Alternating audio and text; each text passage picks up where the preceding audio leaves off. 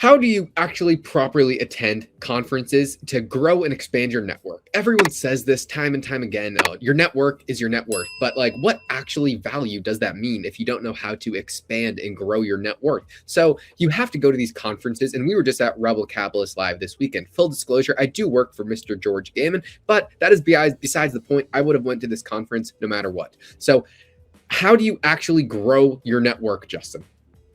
So I would say you have to go out and you've got to meet people, but said another way, you've got to, number one, kind of get over, the fear of approaching people. So a really cool trick that I found that I should have brought this time around is you have a name tag. Just put a really big ass name tag, like Justin, make it so everyone can read it, and then put like a dumbass fact about yourself or whatever, right? Like my favorite, I don't know, animal or whatever, right? And the point is that you're trying to give a conversation starter. You're trying to prime the pump. And so that's a really cool thing to have. And plus that way, like I said, people can also remember your name too, because nothing's worse, Josh, when you start a conversation with someone like, oh, this is actually going really well. It's really interesting. And then you forget the dude's name that you're talking to or whatever. So that's useful to have the name tag. Another cool trick you can do is if you know how to layer it in, and don't look weird when you do it, but if you can refer to yourself in the third person, that's a very good way that you can give people a reminder in case they've forgotten your name. For example, it's like, let's say Josh and you and I just met or whatever, blah, blah, blah. Josh, reminds me of a story when, blah, blah, back in the day, people come up to me and say, Justin, do you ever, that's what I mean, right? You figure out some way to drop your own name as a refresher, just in case, someone else in your conversation forgot. Yeah, Justin is actually wildly good at that, and I've seen him use that in conversations, not just at these massive conferences, but with hotels and with greats. Just he's very, very skillful at helping people remember his name, and that is a good skill. But first off, you actually have to go to these events. How do you find them?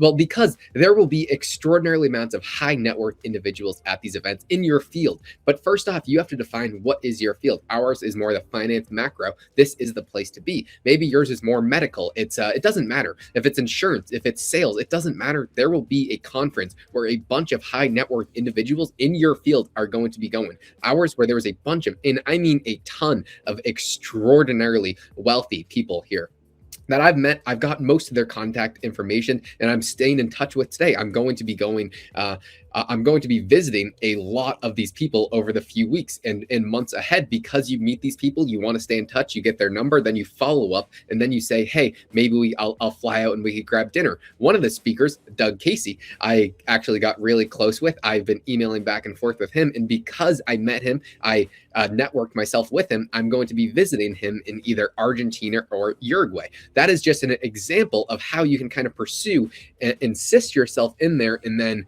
it leads to further opportunities in the future. And just as a side note, me and Justin originally met at the first Rebel Capitalist Live. We were very like-minded. We liked talking to each other, so we got down each other's phone numbers. And you know what? It provided a further opportunity in the future. Now me and Justin are hanging out, talking regularly, making these videos every day. It's just a small example of how networking will expand not just your personal finances, but your relationships in the future. Yeah, and not to be like too much of a bow on it, but like, look, the Lord helps those who help themselves. And so just like being at the right place at the right time is half the battle. It's not a guarantee, but like it's very much a stacking the deck, in your favor for that. And Josh, to kind of go back to something you said, like there will be whatever your passions are, whatever you like to do, your professional associations, whatever, like there is already some, group or some or other organization that's there. I mean, case in point, Josh, we were just talking before we went live about the New Orleans Investment Conference, like third week of October. I'm going to that. Josh, sounds like you're going to that. I'm going to Rick Rule's thing in Coral Gables end of July, or I think it's that last week of July. Really looking forward to seeing that. That's the commodity guy in me wanting to see that. And there's actually one in Boston. I think Stansberry is doing one in Boston that I was kind of mulling over about going up to that one too. But anyway, here's the key thing or whatever, right? You want to kind of like put yourself like where the action is. And like you don't quite know what's going to happen, but like again, right place, right time, you're stacking the deck in your favor for good things to happen. Yeah, I'll tell you a quick story.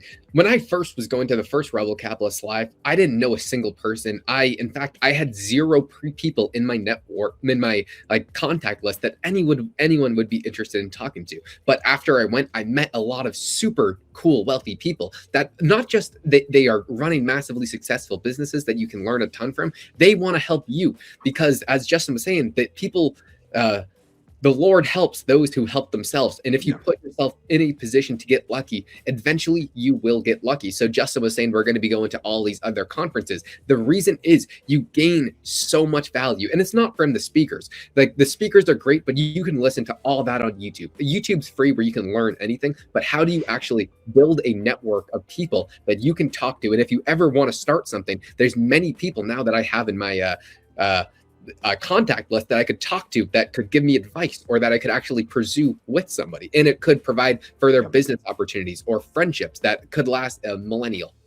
Yeah, and like forgive me for saying this too, but like generally, if you follow if you follow the speakers enough on YouTube, like you'll get a very good idea of what they're trying to say. And don't get me wrong, like sometimes the presentations are really top notch. But like I think back to Rubber Capsules Live in Houston, so not this one, the last one, the penultimate one, and it was actually talking to the speakers when someone else was speaking, like outside the actual convention hall.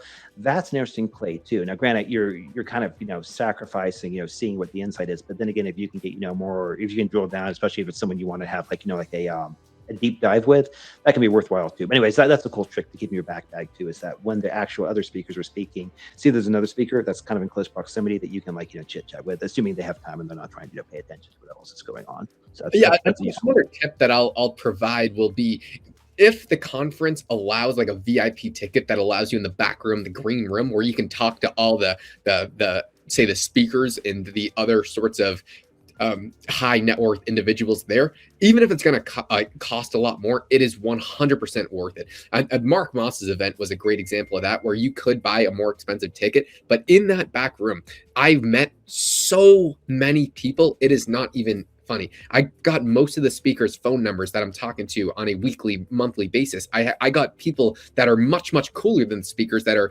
running these humongous, massive businesses, these humongous real estate syndicators that are just doing fantastic things that you can only do by putting yourself in that more prosperous position, because those people that do have the more money are more likely to buy those more expensive tickets. That is not for every single event though. The last thing that I think is really important is to dress nice. I mean, this sounds dumb, but if you look at the picture in the thumbnail that will pop up again here, I'm with virtually every single speaker there. We were all kind of talking in a circle. I'm like, dudes, I have to take a picture with you guys. So we kind of all got in and we took a picture, and it was fantastic. But people will give you a lot more credibility if you look more professional. Of course, there were people there, and one of the guys who I went to dinner with, who was running a legit billion-dollar company, he would dress like a bum, but he has the luxury too, because he can back it up with massive, copious amounts of money. So when I was speaking to him, it was fantastic, but he is much less likely to get approached by somebody, and it's less likely that he gets credibility at first just because of the way that he's dressed. That's the way it is. People discriminate. It's just a 100% fact. If you look more professional, people will give you a more professional stance when talking to you. Yeah, I'm actually just looking forward to New Orleans. Absolutely, Josh. That's a good thing, and by all means, that's a good tip too. But yeah, no, I'm very much looking forward to October. I want to see what DDMB says, because I just know that she's going to be at New Orleans, and yeah, I just like DDMB. I hope she'll forgive me if she sees it, but it rolls off the tongue very well. Just DDMB. Yeah. To wrap it up, the most important thing is actually going to these events and talking to people. I met a lot of people there who were very shy. That's how I was at the beginning. But challenge yourself if you go to one of these things. Talk to 1, 2, 3, 4, as many people as you possibly can.